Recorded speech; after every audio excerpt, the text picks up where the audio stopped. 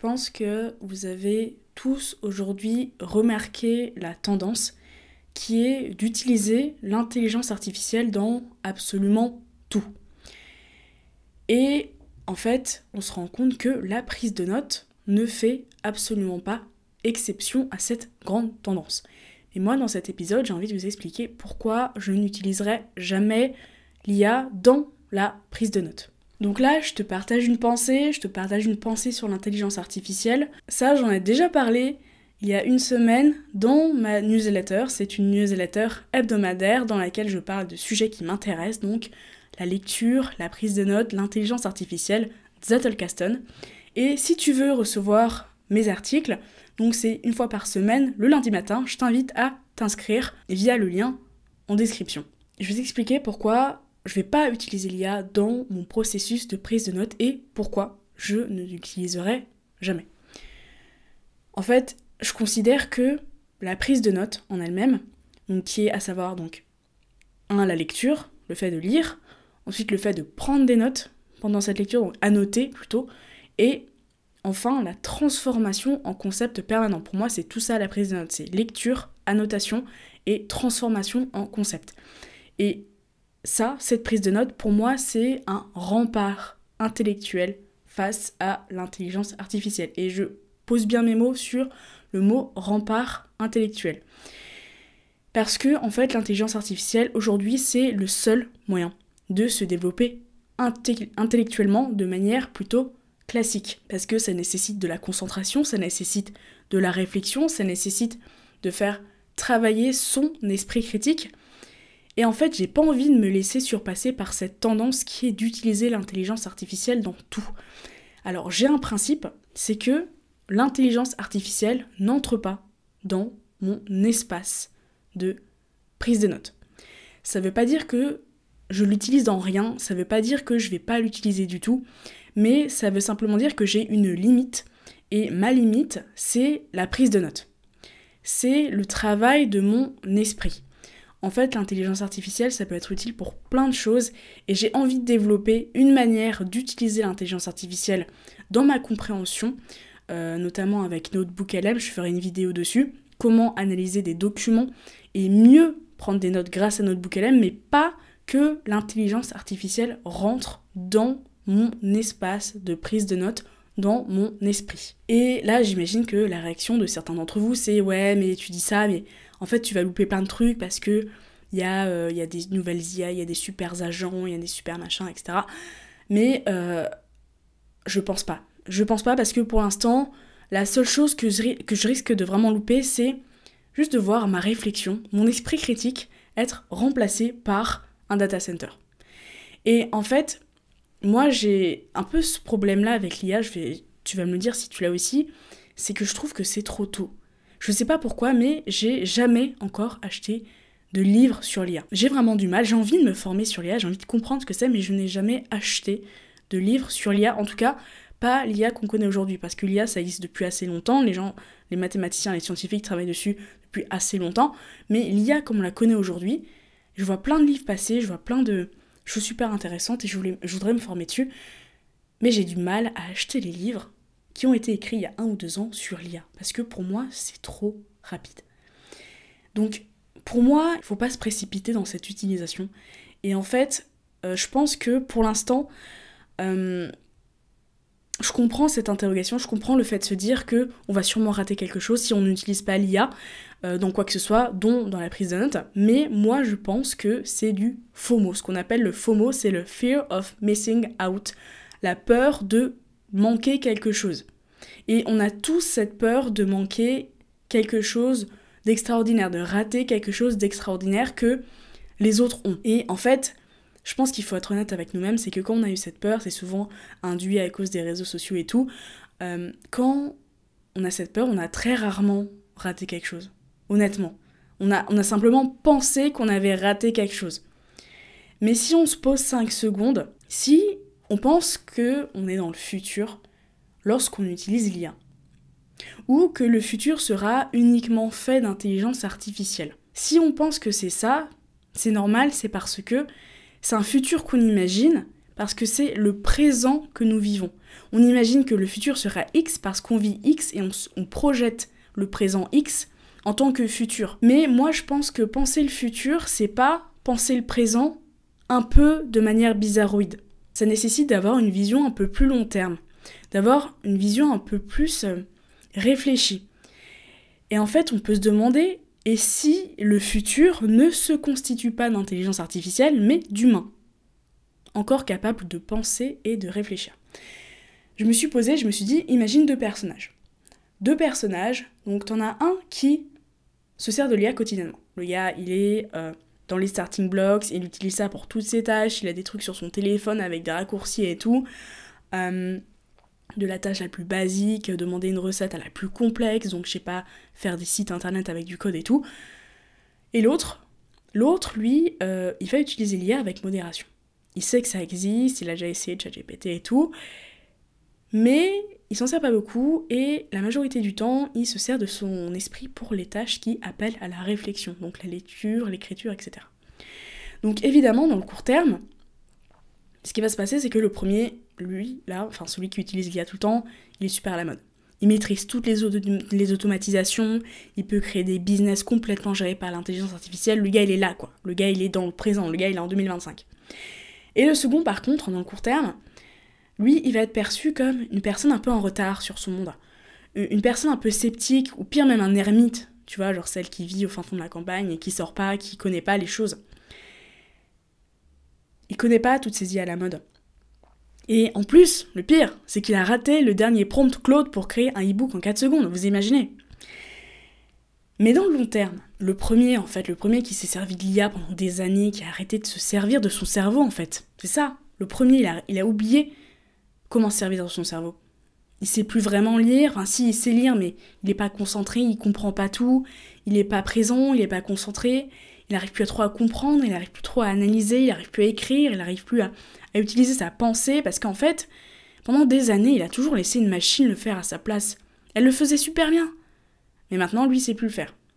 Et en fait, cette personne-là qui, quand elle va être confrontée à des idées complexes, contradictoires, ça va être pour lui une épreuve de réfléchir, de comprendre, d'analyser. En fait, il aurait même plus envie d'essayer. Tellement qu'il aura laissé son esprit se faire atrophier par une machine. Par contre, la seconde personne, elle va toujours réussir à mélanger des sujets complexes.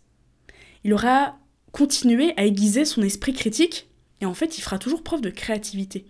Et le plus drôle dans tout ça, c'est que il sait mieux que tout le monde comment fonctionnent les IA. Pourquoi ? Parce qu'en fait, il a passé plusieurs mois à étudier leur fonctionnement, à lire des livres dessus. Et maintenant, tout le monde se l'arrache. Parce que il a une valeur inestimable. Il sait réfléchir, il sait créer, il sait toujours penser.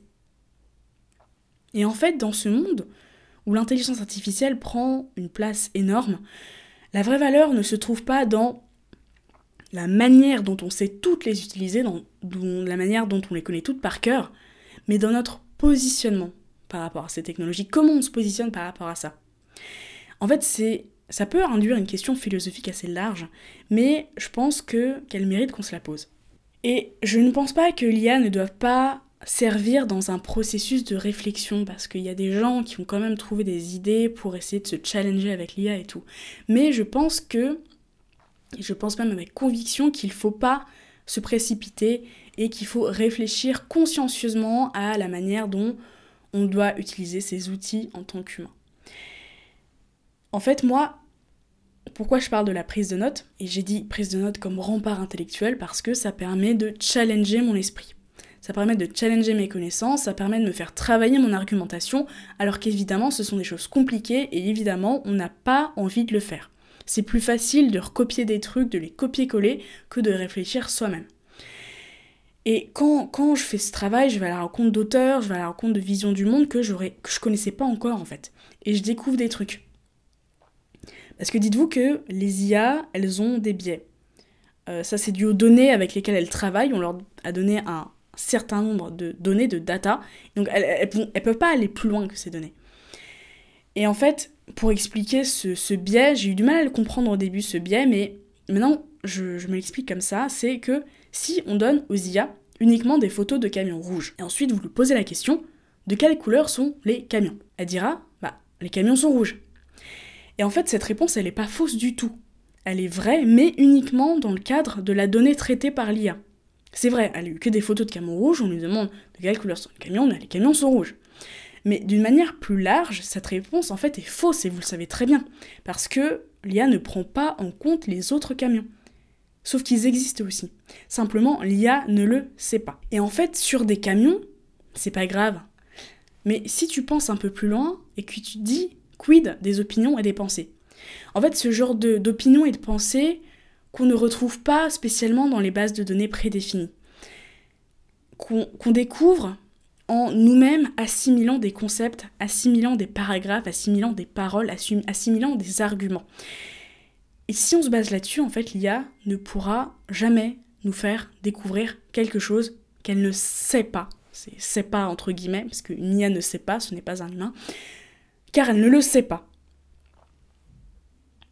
Parce qu'elle n'a pas cette donnée en elle. Et en fait, vous ne serez jamais challengé sur des choses qui ne sont pas actuellement présentes dans vos esprits. Vous ne serez jamais poussé à aller plus loin. Vous serez restreint dans votre pensée par l'IA. Parce que l'IA est elle-même restreinte. Et être restreint dans sa pensée, pour moi, c'est le début de la fin, non ? Donc, vraiment, mon point, c'est de faire de la prise de notes un rempart contre la prolification de l'intelligence artificielle. Prenez vraiment cet exercice de prise de notes comme un rempart. L'intelligence artificielle peut être utilisée, évidemment, et j'ai envie de développer des utilisations intelligentes de l'intelligence artificielle, mais la prise de notes doit rester, je pense, quelque chose qui vous est propre. Et ne pensez pas que je suis une de ces personnes qui sont contre les IA, qui créent des sortes de collectifs pour pas les utiliser dans les domaines, etc. J'avais vu, quand je marchais à Paris, à côté des Galeries Lafayette, je voyais une sorte de collectif, une sorte de mini-manif pour que l'IA soit pas intégrée dans l'animation. Les gens qui font les voix dans les animations et tout, ils étaient vraiment mécontents, ces gens-là, quoi. C'était un truc en mode, ils insultaient l'IA, limite, et tout, ils avaient des banderoles, des panneaux et tout, et vraiment, c'est des gens qui veulent pas l'IA, quoi. Et moi, je suis pas comme ça. Au contraire, moi, je suis une fervente défenseuse de l'intelligence artificielle. Et d'abord, dans mon domaine de formation que j'ai étudié le droit, l'intelligence artificielle, c'est parfait pour le domaine juridique. Et aussi pour tout ce qu'elle permet de faire. Je suis pas spécialiste du tout, mais j'ai entendu que ça pouvait détecter des cancers bien avant leur développement et qu'on pouvait les traiter super rapidement. Mais ça, c'est super, en fait. Qui est contre ça ? Qui est contre soigner des gens ? Personne. Mais par contre, je ne souhaite pas que l'intelligence artificielle, pour le moment, pénètre dans mon esprit critique. Pour l'instant, je l'ai dit, je suis encore capable de me défendre, je ne sais pas ce que nous réserve le futur, je ne vais pas autoriser ma réflexion personnelle à se faire remplacer par une IA. J'ai envie de continuer à la travailler. Et pour moi, on est dans une sorte de bataille philosophique entre humains et machines. En fait, de toute façon, on le voit déjà, ça fait des années, même quand ChatGPT est apparu, en fait, on a tout de suite vu des gens qui redoutaient de perdre leur emploi, ou même de perdre leur avantage artistique. J'ai vu un petit documentaire sur TV Monde qui parlait des mangaka. En fait, aujourd'hui, les mangaka arrivent à faire des mangas en quelques heures avec une intelligence artificielle, et alors qu'en fait, pour faire des mangas, ça prend énormément de temps et c'est très chronophage, c'est un métier très compliqué, et les IA arrivent en quelques heures, 2-4 heures, à faire des mangas en entier. Et dans les commentaires, c'était vraiment l'avalanche. Ouais, mais moi j'achèterai jamais un manga écrit par une IA, on achète des livres justement pour que ce soit écrit par des humains, pas pour que ce soit écrit par des robots, si les robots le font et tout, enfin ça aura plus de valeur et tout, et en fait, c'est vraiment, ça induit énormément de questions philosophiques. On parle de l'IA de manière économique, on parle de l'IA de manière technique, mais on parle pas, enfin, beaucoup, certains en parlent, mais de l'IA de manière philosophique. En fait, l'IA, c'est pas une simple machine. En fait, la voiture, par exemple, si on compare avec la voiture, ça n'a jamais remis en question philosophiquement l'humain. En fait, l'IA, c'est un outil complètement différent, c'est un outil complètement particulier qui nous remet à notre place en tant qu'humain. Mais qui on est? Qu'est-ce qu'on est? Les seules choses qu'on a réussi à développer en tant qu'humain, comparé aux autres animaux de la jungle, de la forêt, c'est remplacé par un truc là, avec des données perso qui sont sur internet. Du coup, on est quoi? On fait quoi? Donc pour le moment, il nous reste encore ce rempart qui est notre pensée, ce rempart qui est notre développement intellectuel, notre esprit critique. Et pour le moment, pendant qu'on a encore ce privilège de pouvoir penser, de pouvoir réfléchir, je pense qu'on doit les préserver pendant qu'il en est encore.